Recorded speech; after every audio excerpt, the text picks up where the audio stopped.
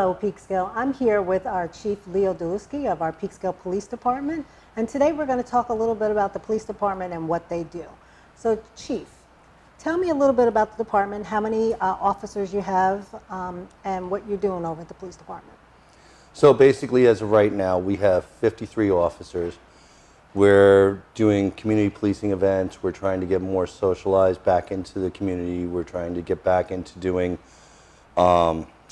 the park walk and talk, the downtown enforcement, quality of life enforcement, and trying to get more back into the community and doing things where we're working back and forth with everybody. Okay. So I know there's a lot going on in the department. We talked a little bit about the community aspect of it, and people are really excited to have officers walking the streets and being within the community, and we thank you for that and appreciate that. Wanted to talk to you a little bit about OEM and what that means and what your department does.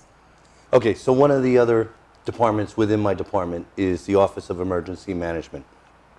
The Office of Emergency Management is an agency full of volunteers which basically works as a bridge between all other departments within and outside of the city.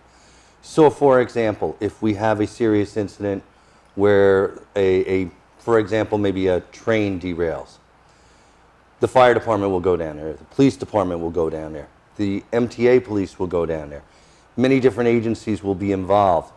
The Office of Emergency Management will be that bridge where we can all come together and we'll share that information going back and forth between all the different departments and agencies. Okay. And how long have we had that department here? We have had that since shortly after 9/11. Okay.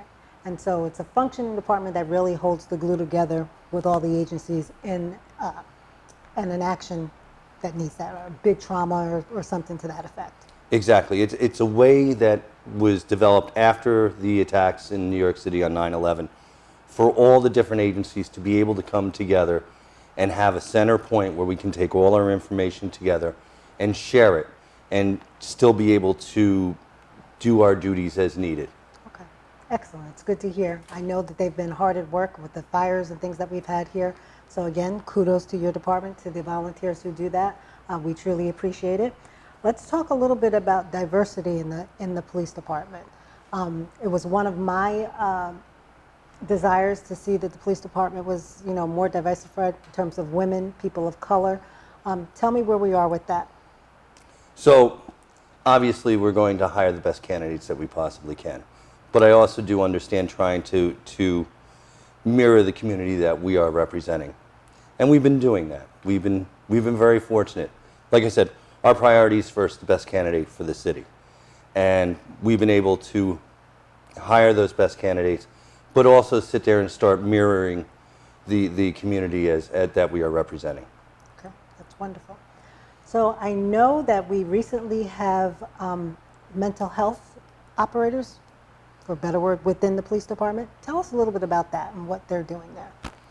So around this time last year, we entered into an agreement with Westchester County where they were supplying us with a crisis response team. And the crisis response team will go out and interview people that are in need, that may have some emotional issues going on or problems that they need to deal with. We really are not police oriented. And instead of having to deal directly with the police, we now can have social workers go out and actually speak to these individuals first and maybe try to find a solution prior to us having to take them down to either Phelps or Westchester Medical Center for the emotional issues they're dealing with. I will say this, it's been very good for us. It's been a very positive interaction with us having them, and we've been trying to get them more and more involved in our daily calls. Okay, great. So you're a fairly new police chief. You've been here, a while, and we love working with you and appreciate all that you're doing. Tell us about your new job and what you like about it and what you might not like about it, and what your goals are for the police department as the chief. You all know she asked me this question. So, what I like about it, I love being able to give back to the community that's given so much to me. I've been with the city of Peekskill for over 22 years. Started as a patrol officer here in 2000, coming from New York City DEP police. I met my wife here. I lived on North Division Street when I worked here. And just to be able to sit there and be able to move up the ranks and have been a part of this city, which is a big part of my heart, to be able to sit there and now lead this department and lead the police department in such a way that I'm giving back, knowing that I'm trying to make a difference that'll affect everybody in the city. Excellent. So that's one of the things I really do enjoy. One of the things I do not enjoy